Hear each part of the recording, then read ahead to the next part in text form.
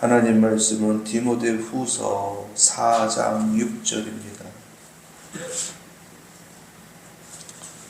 디모데후서 4장 6절 말씀 봉독합니다. 전제와 같이 내가 벌써 부어지고 나의 떠날 시각이 가까웠도다. 아멘. 사랑의 하나님, 이 시간 주의 말씀을 들으려 합니다. 소원하는 대로 말씀이 우리 안에서 믿음이 들 수 있도록 도와주옵소서. 감사드리며 예수 그리스도의 이름으로 기도드리옵나이다. 아멘.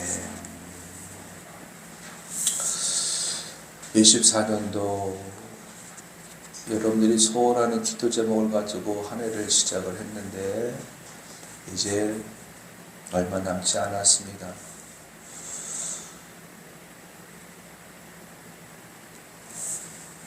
소원을 갖고 시작한 한 해, 이제 끝부분에 와서 우리는 한 해의 삶을 돌아보지 않을 수 없습니다.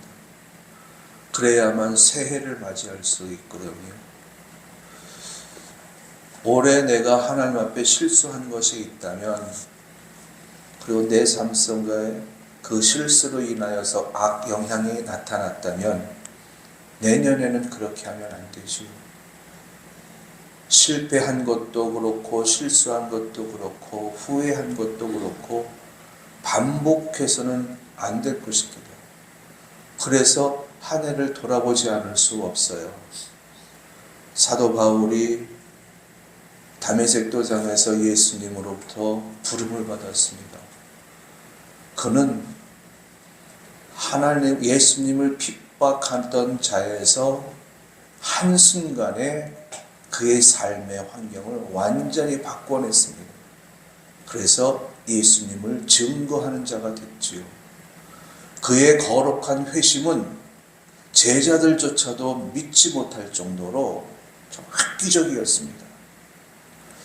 다메섹에 있는 사람들을 잡아오기 위해서 가던 사람이 거기서 갑자기 소경이 되고 그 순간부터 오히려 예수를 전하는 자가 되었으니 이걸 어떻게 믿을 수 있겠습니까? 그래서 제자들조차도 이 사도 바울을 만나기를 두려워할 정도로 그 중간에 이제 바나바가 끼어서 이제 만남을 주선해주고 야고보가 껴서 또 만남을 주선하고 막 이래서 제자의 한 부류 가운데 한 사람이 되었습니다만은 어쨌든 이 사도 바울의 변화는 정말 획기적이에요. 그 이후로 바울은 자신이 가지고 있는 그 모든 것들을 다 버렸습니다. 포기했습니다. 가지고 있었던 기득권도 다 내려놓고 알고 있던 지식, 알고 있었던 경험, 이 모든 것들을 다 배설물로 여기고, 그리고 오직 자기 안에는 예수 그리스도, 그리고 십자가, 이 두 가지로만 채워나가기 시작을 했어요. 그러니까는 이 사도 바울은 무슨 말을 할 때에도 먼저 예수님을 생각하고 먼저 십자가를 생각한 겁니다. 생각할 때에도 먼저 예수님을 생각하고 행동을 할 때에도 예수님을 먼저 생각하고, 이런 상황 속에서 예수님이라면 어떻게 생각하셨을까? 이런 상황 속에서 예수님이라면 어떤 말씀을 하셨을까? 이런 상황 속에서 예수님이라면 어떻게 하셨을까? 항상 예수님을 앞세우는 거예요.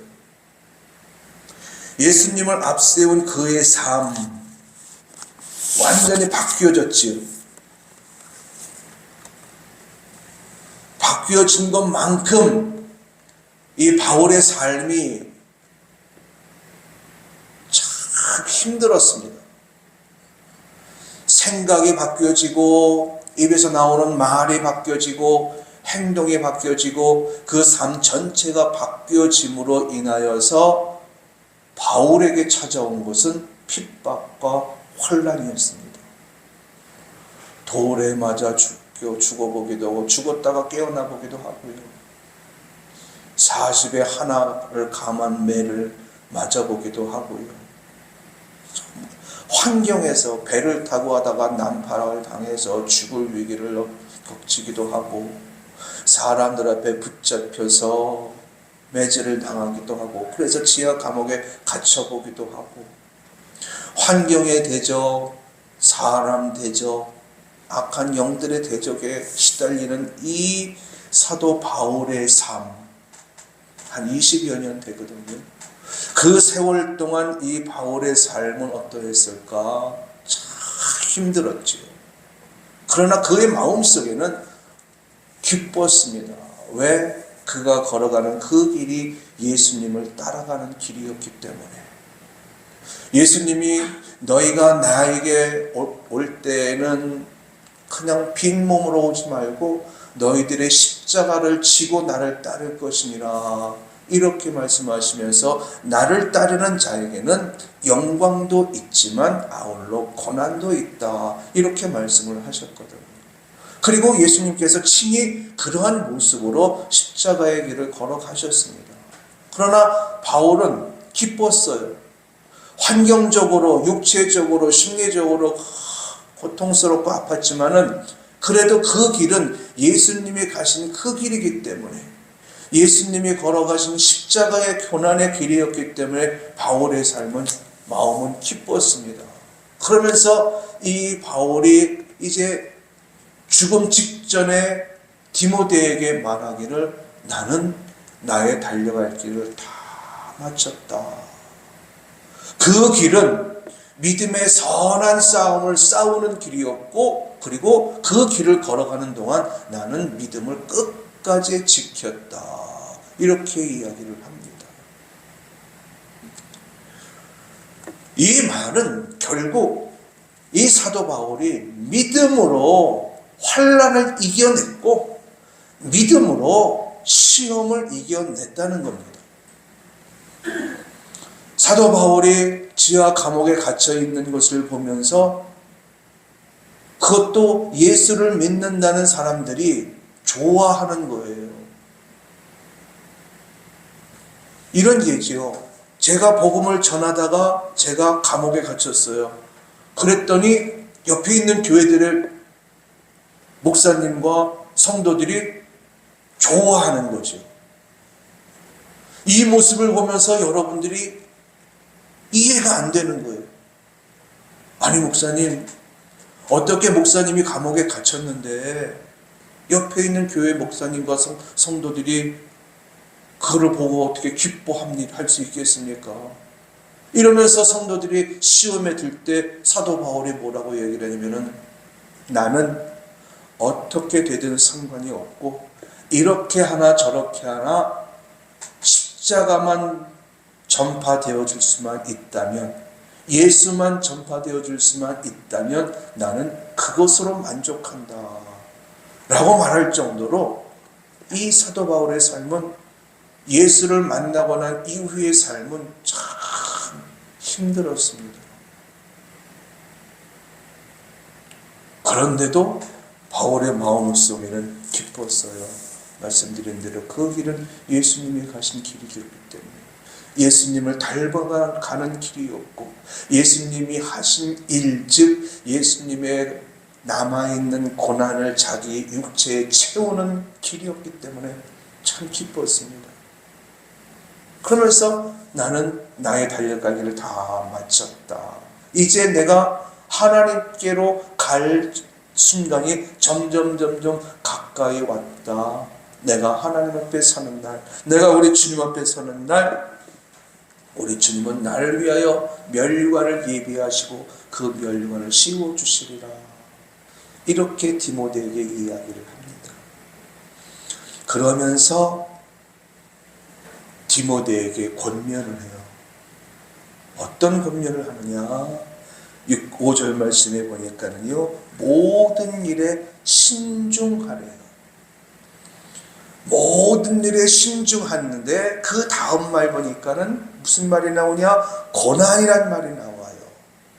그러니까는 내가 고난을 당할 때, 내가 예수 믿음으로 말미암아 생겨나는 이 고난을 당할 때에 우리의 생각을 신중하게 하라는 거예요. 예수 믿음으로 말미암아 당하는 그 고난을 말할 때에도 신중하게 말을 하고 신중하게 행동하라는 거예요. 보통 사람이 고난을 당하면요, 육체적 고난을 당하면은 그 입에서 나오는 말들이 믿음의 말보다는 믿음 없는 육의 말을 할 때가 더 많아요. 그래서 실수를 하는 거죠. 그래서 사도 바울은 이야기하기를 모든 일에 특별히 너희들이 고난을 받을 때에 신중하게 해라.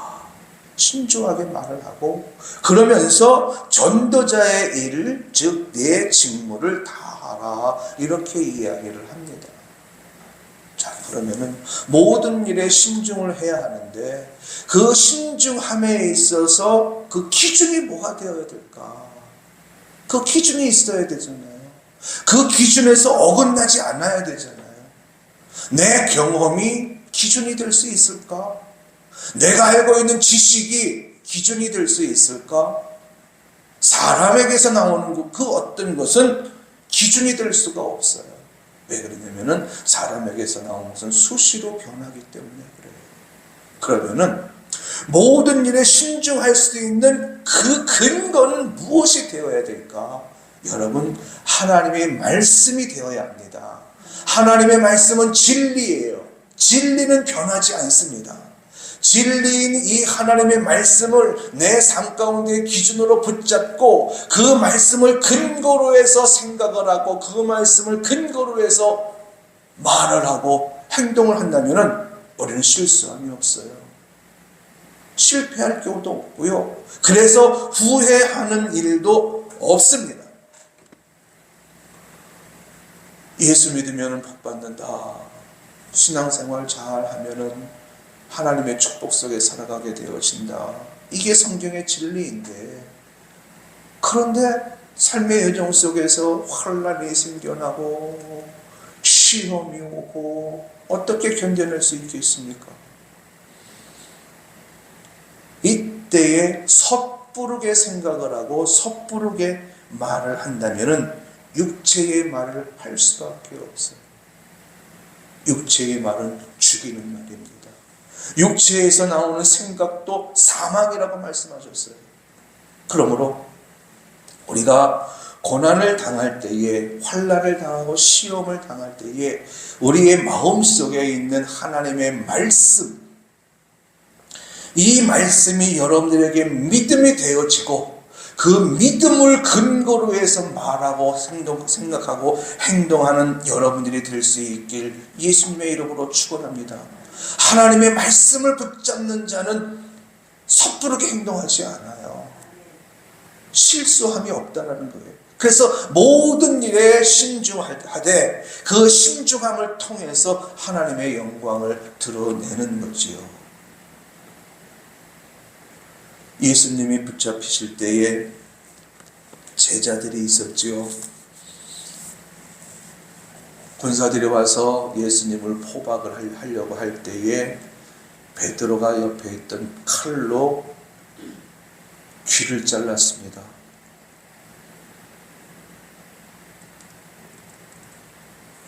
제사장의 종의 귀를 잘랐어요. 그랬더니 예수님이 그 귀를 만져주시면서 더러 낫게 하셔요.